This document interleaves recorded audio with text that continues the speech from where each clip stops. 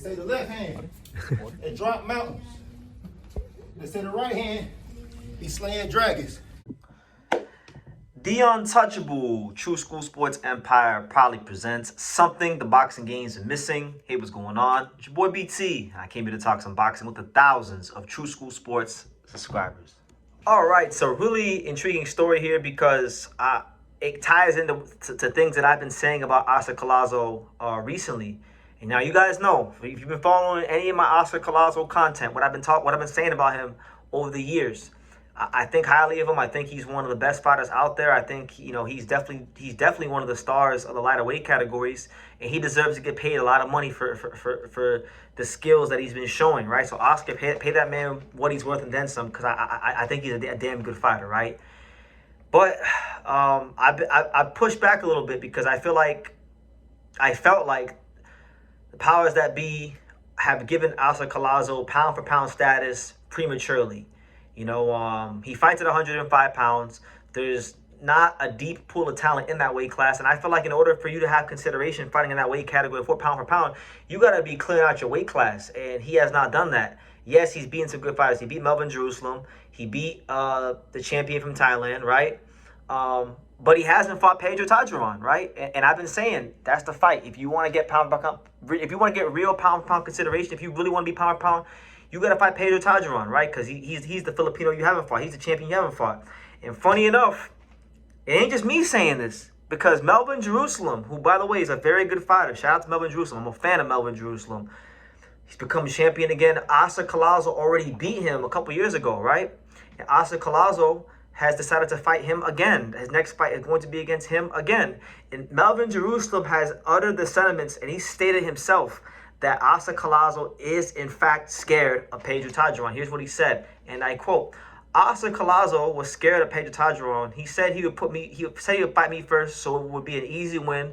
Let's fight again. We'll see. I'm not afraid of losing either because I've been there and learned, so I signed the contract. I will try again. So there you go. Don't get mad at me. I'm just the messenger. This is literally Oscar Collazo's former opponent and next opponent. Guy he's fought and a guy he's about to rematch. And a guy who's a current world champion telling you guys himself that Oscar Collazo needs to be fighting Pedro Taduran. Because Pedro Taduran, look, he's not no unbeatable fighter. He's got like 4 losses. But, boxing is very much a what have you done for me lately type of sport. And if you look at what he's done over the last couple of years, remember, it wasn't so long ago that Jinjiro Shigeoka was the man of the division, right? He was looked at by many to be the number 1 105-pounder in the world. Right there. The big fight was supposed to be Oscar Collazo and Jinjiro Shigeoka, right?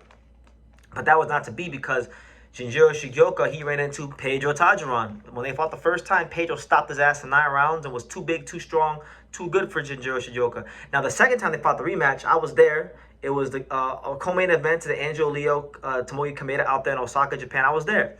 And, Jinjiro was very brave and determined. He went the full distance, but he got beat up and he got outclassed in that fight. And he got beat up so much. He got beat up so much to the point where, he just now, like recently, is set to get discharged from the hospital. And we're in a whole new calendar year. They fought back in the middle of May. So with that being said, with that being established, Pedro Taduran is a serious fighter, a serious threat. Oscar Collazo has not fought him. So if you're in a weight class with such a thin pool of fighters and you haven't fought, and there's a champion you haven't fought, then I'm sorry, I like him. And I'm Puerto Rican. My dad, I come from a Puerto Rican heritage and all that. So my dad's Puerto Rican, right? So I got every right in the world to be biased towards Oscar Collazo, but I'm not. I call it like I see it.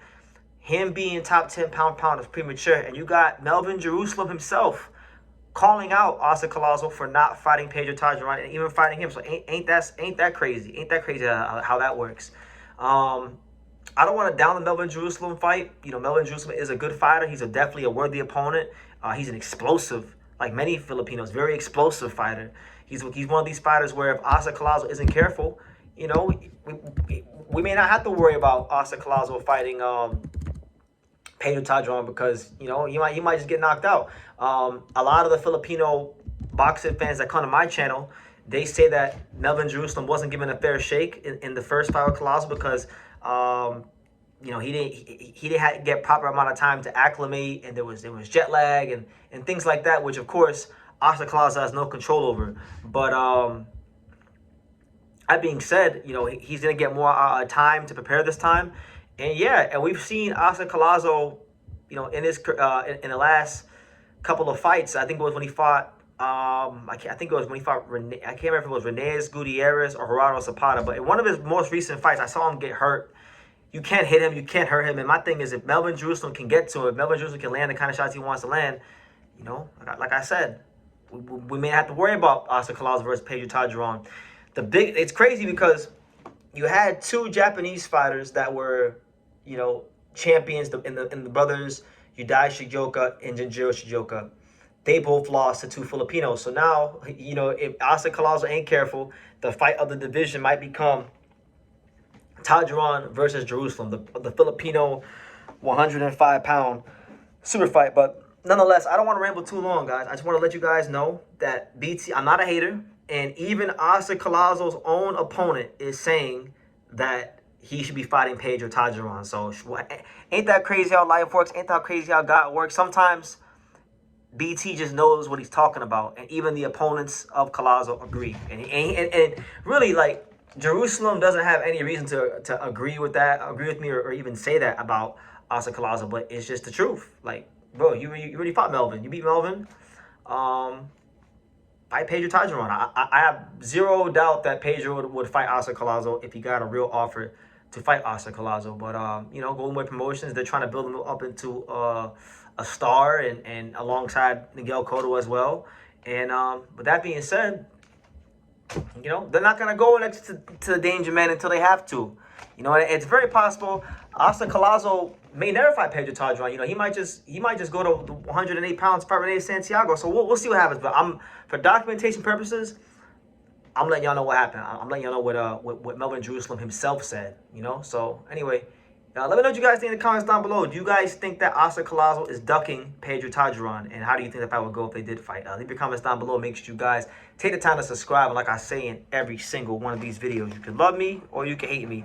But I'm just a kid from Dania. So until next time, take care, guys. Thank you for watching True School Sports. Thank you for watching another video on the untouchable True School Sports Empire, the home of boxing. We're on the road to 100,000 subscribers, guys. So help us keep being great. Help us keep pushing out that real boxing content for the fine folks all around the world. And make sure you jab, you hook, you Mike Tyson, you Mayweather that subscribe button. Pops, show them how do they gotta hit the subscribe button. Pow!